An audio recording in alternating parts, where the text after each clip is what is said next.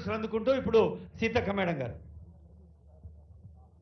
జై సమ్మక్క సార్లమ్మ తల్లికి, జై సమ్మక్క సార్లమ్మ తల్లికి.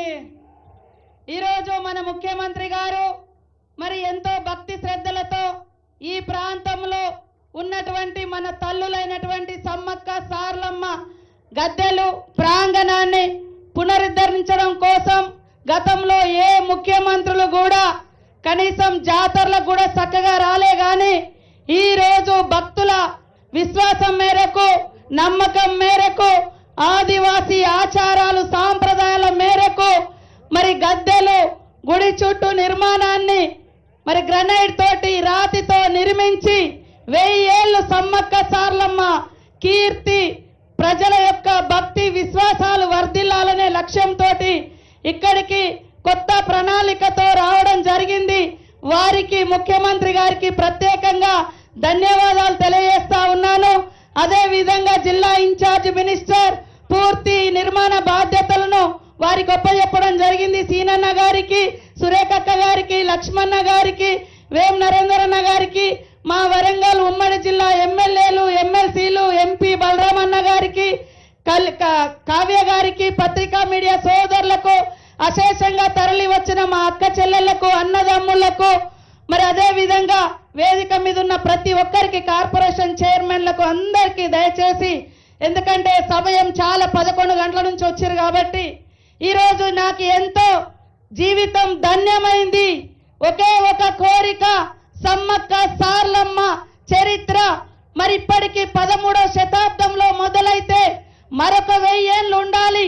అది ఎట్లా సాధ్యమవుతుందంటే మా సోదరుడు సమ్మక్క సార్లమ్మ ప్రతి జాతరకు విచ్చేసినటువంటి నాయకుడు రేవంత్ రెడ్డి గారితోటే సాధ్యమైనటువంటి నమ్మకంతో ఈ రోజు సమ్మక్క సార్లమ్మకు ఒకటే కోరుకున్నా, నాకొక్క అవకాశం తల్లులారా అధికారికంగా జాతర నిర్వహించే అవకాశం ఇవ్వండి.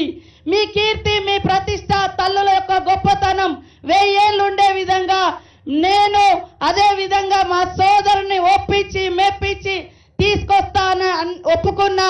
కానీ నేను అడగక ముందే నేను అడిగింది ఆవగింజ అయితే వాళ్ళు మరి ముఖ్యమంత్రి గారు ఏదైనా పర్వాలేదు తల్లుల కోసం నేను సిద్ధంగా ఉన్నా, చేస్తా అని ముందుకొచ్చినందుకు నిజంగా ఇంతకంటే గొప్ప అవకాశం, గొప్ప కోరికలు మేమేమి కోరం.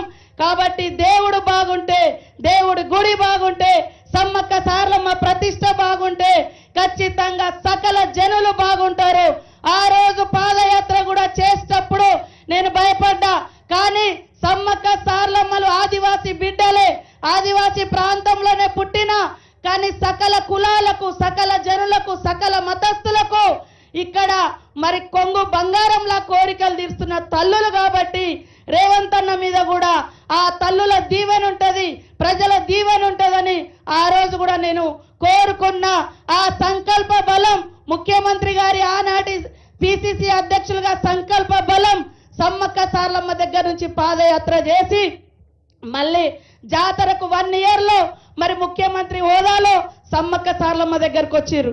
అదే కాకుండా ఈ రోజు కూడా ఏ ముఖ్యమంత్రులు ముందస్తుగా రాలే. ఈ రోజు గుడి ఎట్లా నిర్మాణం జరగాలి, ఆచారాలు సాంప్రదాయాలు కరెక్ట్ గా ఉన్నాయా లేదా అని స్వయంగా ముఖ్యమంత్రి రేవంత్ రెడ్డి గారే ఇక్కడికి రావడం అనేది ఈ ప్రాంతానికి, ఈ ప్రాంత ప్రజలకు, ఈ ప్రాంత ఇలవేల్పులుగా ఉన్నటువంటి సమ్మక్క సార్లమ్మ తల్లులకు వారిచ్చే గౌరవం, వారికున్న భక్తిని ఇది నిదర్శనం అని తెలియజేస్తూ ఇప్పుడు మరి మన సీఎం రేవంత్ రెడ్డి గారిని మన సోదరుడు మనమందరం కూడా తల్లుల దీవెన ఎట్లా ఉందో బలమైనటువంటి ప్రజా ప్రభుత్వం వర్ధిల్లాలని గుడి కూడా నిర్మించేందుకు తల్లుల బలంతో పాటు తల్లుల దీవెన